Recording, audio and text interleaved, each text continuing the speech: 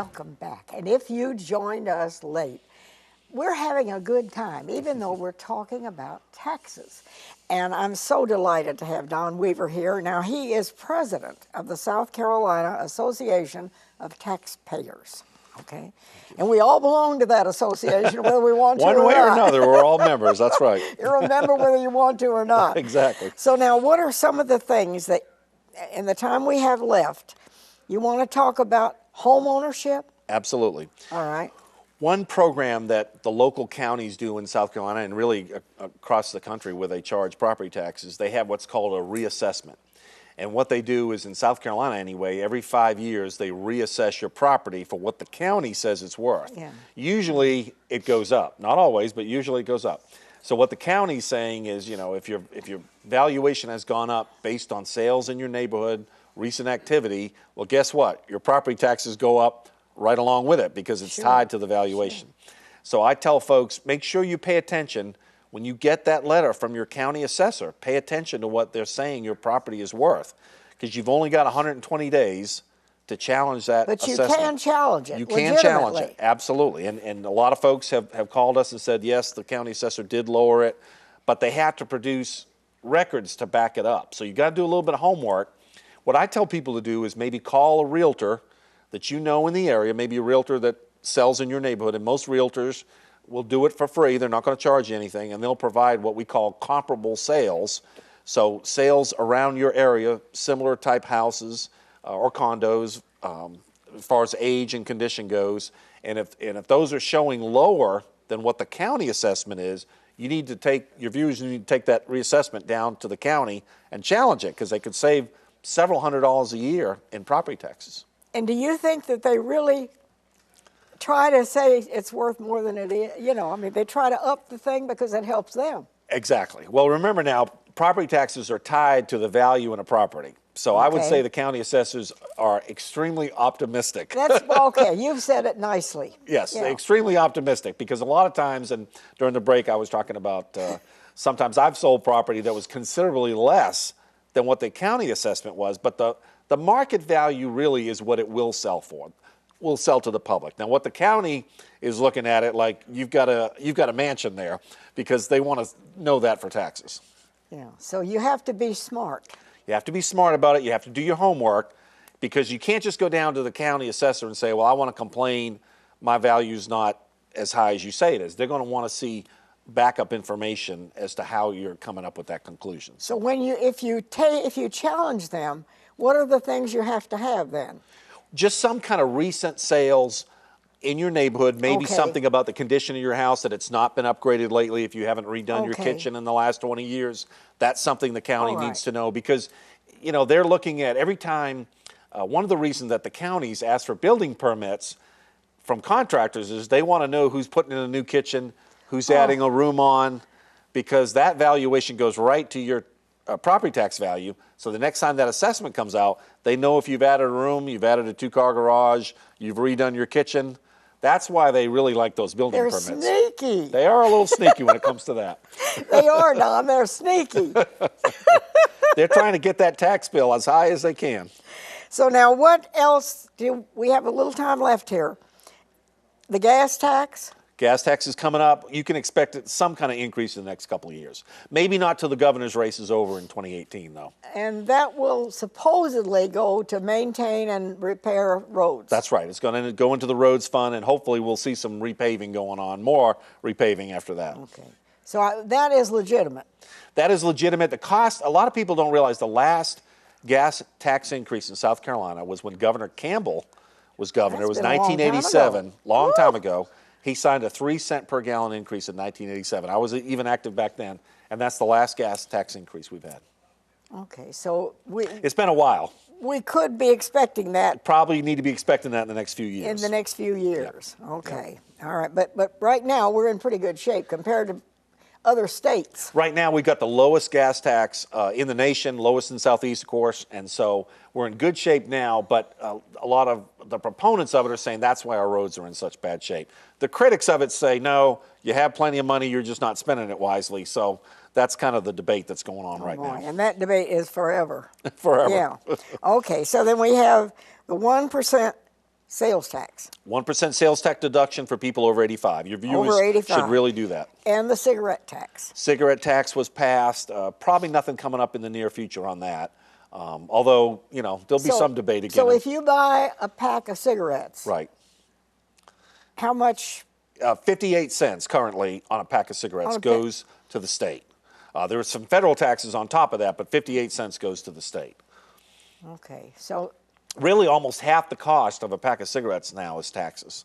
So a $3 pack of cigarettes, I don't buy them, so I'm not exactly sure what the cost is, but I don't know a either. $3 pack, about half of that's going to taxes. It's kind of like your cable bill. When you look at your cable bill and it's $100 and it's really $120, the 20 is going to taxes. So it's crazy all the fees they tack on nowadays.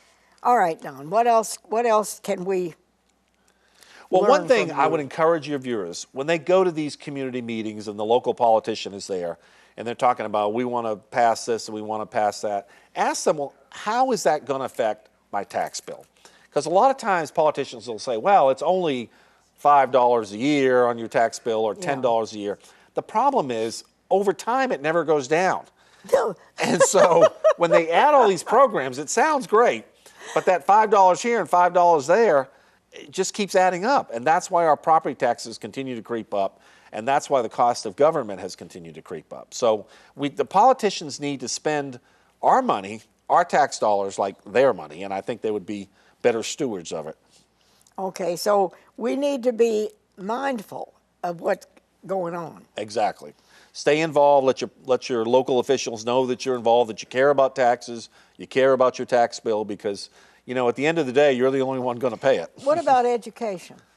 Well, education, Governor Haley, when she was still here, did pass a reform package. We've still got to do some more things across the state, especially along what they call the I-95 corridor.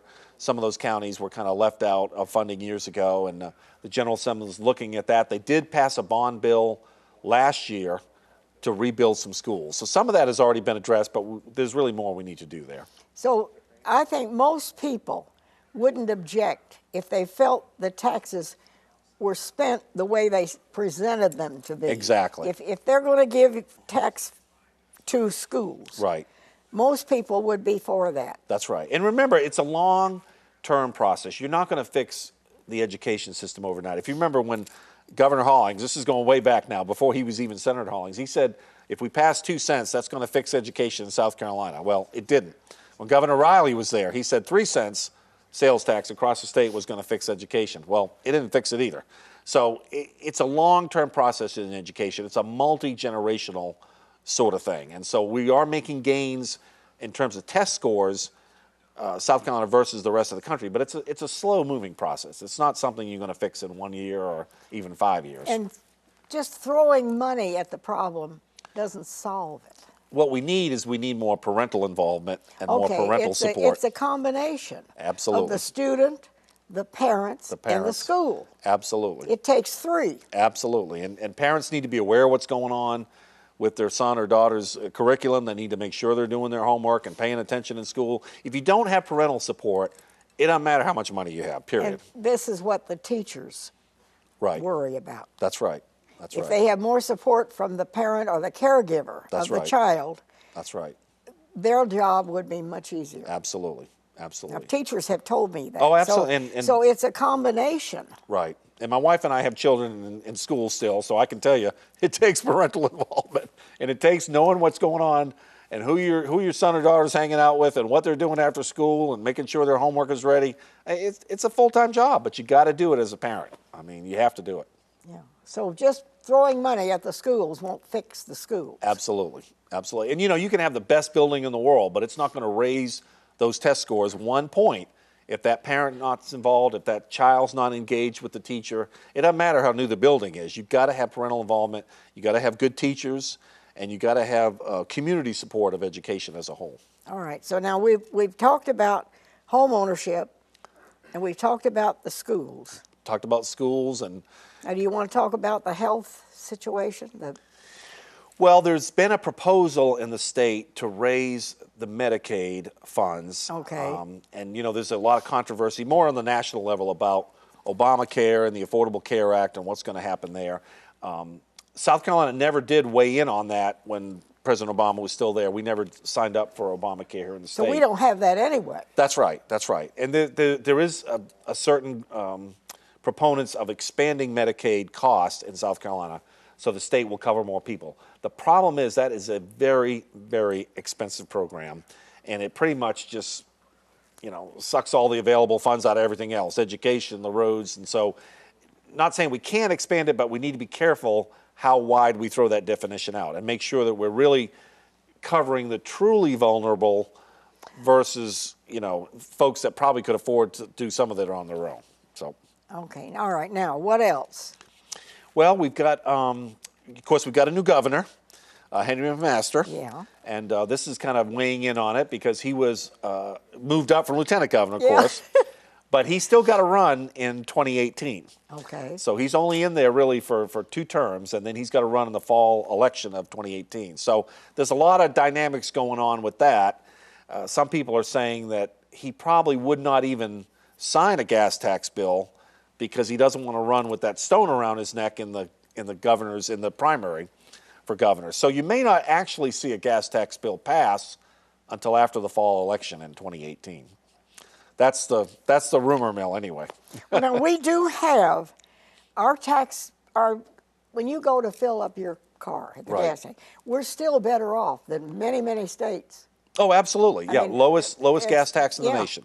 Lowest gas tax. And it's interesting when you go, your viewers fill up their car, they usually, the convenience store or wherever you get your gas will have a sticker on the pump and it'll say, out of this $2 cost, about 45 cents is going to taxes. Yeah. So it's not all going to those big bad oil companies like we think it is, or going overseas or wherever. A lot of it is going to the government already.